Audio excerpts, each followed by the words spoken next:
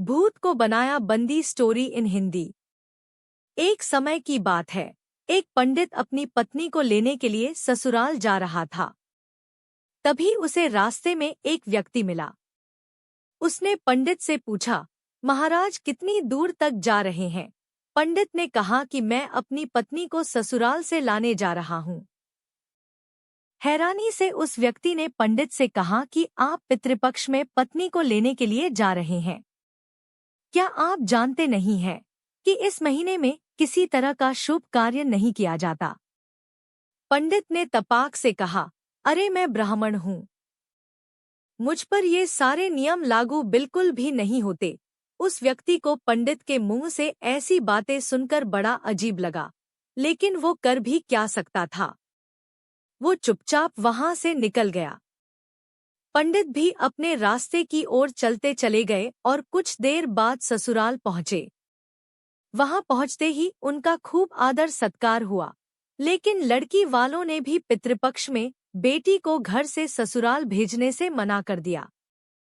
ब्राह्मण भी मानने वालों में से थे नहीं। उन्होंने जिद पकड़ ली कि वो अपनी पत्नी को लेकर ही जाएंगे और होते होते वो अपनी पत्नी को लेकर अपने घर की ओर निकल पड़े। रास्ते में कुछ देर आगे बढ़ने पर पंडित को जोर से प्यास लगने लगी। सामने ही उन्हें कुआं नजर आया। वो वहां गए और रस्सी को खींचकर पानी निकालने लगे। उसी वक्त एक व्यक्ति भी वहां पहुंचा और उसने पंडित से अपने लिए भी पानी निकालने के लिए कहा। जैसे ही पंडित उसके लिए पानी निकालने लगे तो उसने पंडित को उठाकर कुएं के अंदर डाल दिया और पंडित के भेष में उसकी पत्नी के साथ रास्ते में आगे बढ़ने लगा। दोनों कुछ देर बाद पंडित के घर पहुंच गए।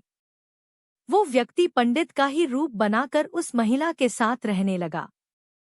ऐसा होते होते तकरीबन 3 महीने बीत गए, लेकिन पंडित अभी भी कुएं में ही फंसे थे।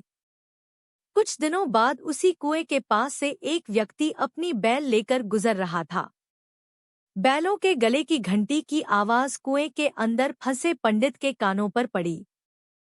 तभी पंडित जोर से चिल्लाया, बचाओ बचाओ, कोई है तो मुझे बाहर निकालो।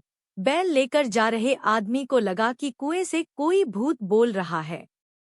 फिर भी वो हिम्मत करके कुएं के पास गया और पूछा, कौन हो तुम? पंडित ने कुएं के अंदर से ही उस व्यक्ति को अपने साथ हुई पूरी घटना के बारे में बता दिया।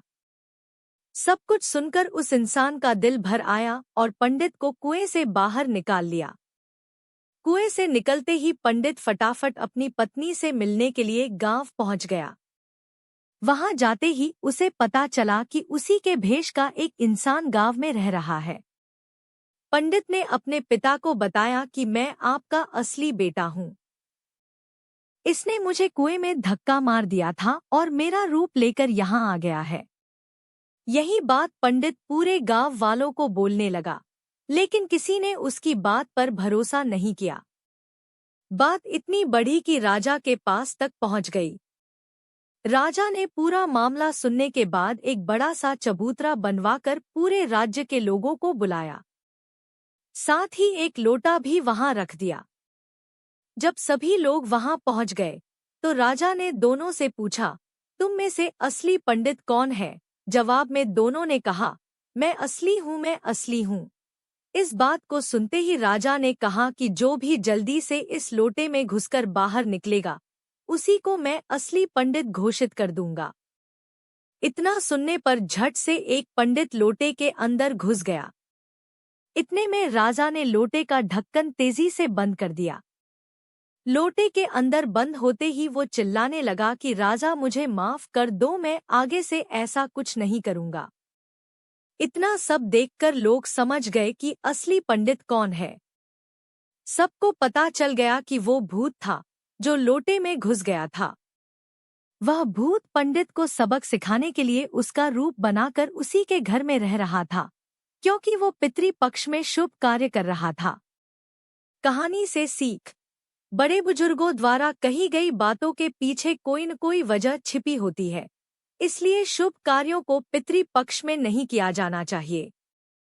बुजुर्गों के अनुभव के आधार पर ही कुछ समय के लिए पितृपक्ष के दौरान शुभ कार्य करने से रुक जाना चाहिए।